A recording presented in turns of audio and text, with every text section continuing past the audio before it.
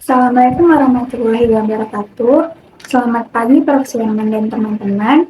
Perkenalkan, nama saya Serlina Maulidia Firani dengan NIM akhir 20025 dan di sini saya akan menyampaikan chapter 3 dari buku yang berjudul Digital Entrepreneurship mengenai kapasitas penyerapan digital dalam startup blockchain. Dimulai dari pendahuluan. Revolusi industri keempat membuka peluang besar dalam penerapan dan pengembangan teknologi serta ilmu pengetahuan. Inovasi bukan suatu proses tunggal, melainkan rangkaian proses yang terintegrasi di dalam organisasi. Transformasi digital telah mengubah tiga aspek utama kehidupan. Yang pertama, penggunaan teknologi digital secara luas. Yang kedua, perubahan struktur dan cara kerja organisasi. Dan yang ketiga adalah perubahan perilaku sosial masyarakat. Contoh nyatanya berupa penggunaan IoT, 3D printing, bioteknologi, AI, blockchain, dan cryptocurrency. Startup sendiri memiliki peran penting karena lebih fleksibel, inovatif, dan adaptif terhadap perubahan teknologi, serta mendorong pertumbuhan ekonomi dan kemajuan teknologi. Pertanyaan utama dalam penelitian ini, apakah startup dengan absorptive capacity atau AC tinggi memiliki firm performance lebih baik dibandingkan yang rendah? Mari kita bahas. Bahasan yang selanjutnya yaitu mengenai kerangka teori dan kajian literatur. Yang pertama adalah konsep teoritis absorptive capacity atau AC.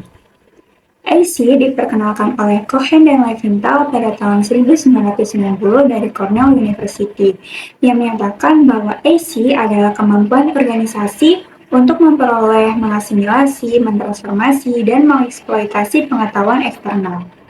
AC merupakan serangkaian rutinitas dan proses organisasi untuk memperoleh dan mengeksploitasi pengetahuan menjadi kapabilitas dinamis.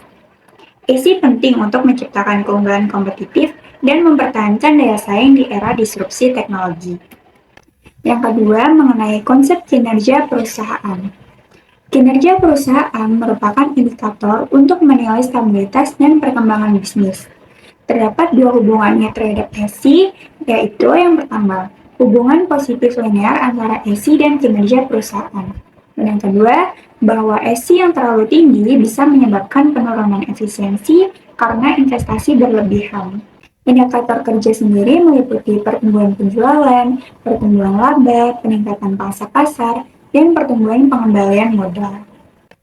Yang selanjutnya mengenai konsep startup. Startup mungkin tampak sama dengan UMKM, namun keduanya tetap berbeda. Definisi startup menurut European Startup Monitor pada tahun 2016 menyatakan bahwa startup adalah perusahaan muda yang berorientasi pada pertumbuhan dan mencari model bisnis yang berkelanjutan dan dapat diskalakan. Ciri-ciri startup yang pertama, berusia kurang dari 10 tahun. Yang kedua, menggunakan model bisnis atau teknologi inovatif. Yang ketiga, berorientasi pada pertumbuhan yang cepat.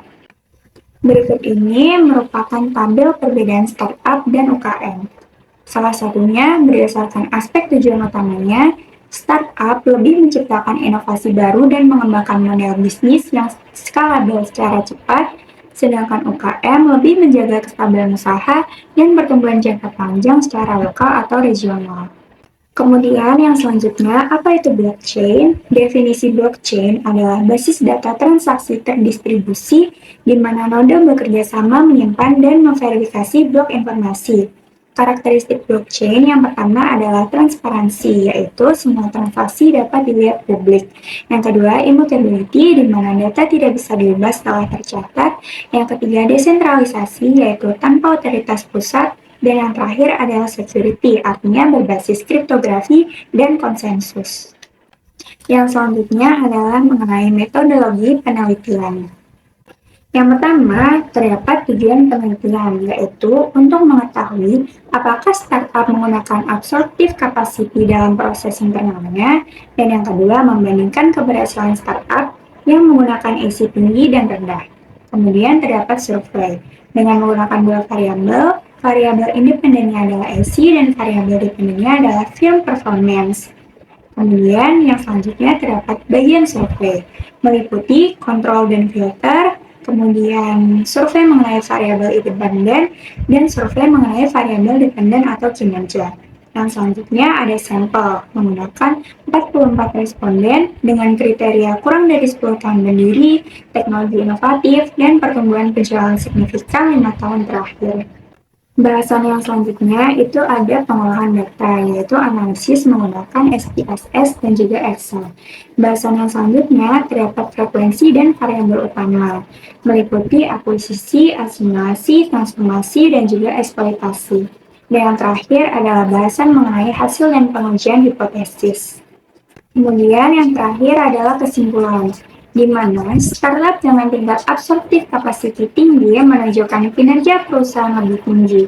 Terdapat 4 aspek IC yang mempengaruhi. Yang pertama, akuisisi, yaitu aktif memperoleh informasi eksternal. Yang kedua, asimilasi, yaitu komunikasi internal efektif. Yang ketiga, transformasi, yaitu karyawan mampu mengolah dan menerapkan pengetahuan baru. Dan yang terakhir adalah eksploitasi, yaitu mendorong komersialisasi inovasi dan adopsi teknologi baru. Proses AC masih perlu dioptimalkan dalam strategi digital startup. Perlu untuk dilakukan pengembangan teori digital absorptive capacity untuk mendukung transformasi digital startup di era ekonomi digital. Sekian yang dapat saya sampaikan. Wassalamualaikum warahmatullahi wabarakatuh.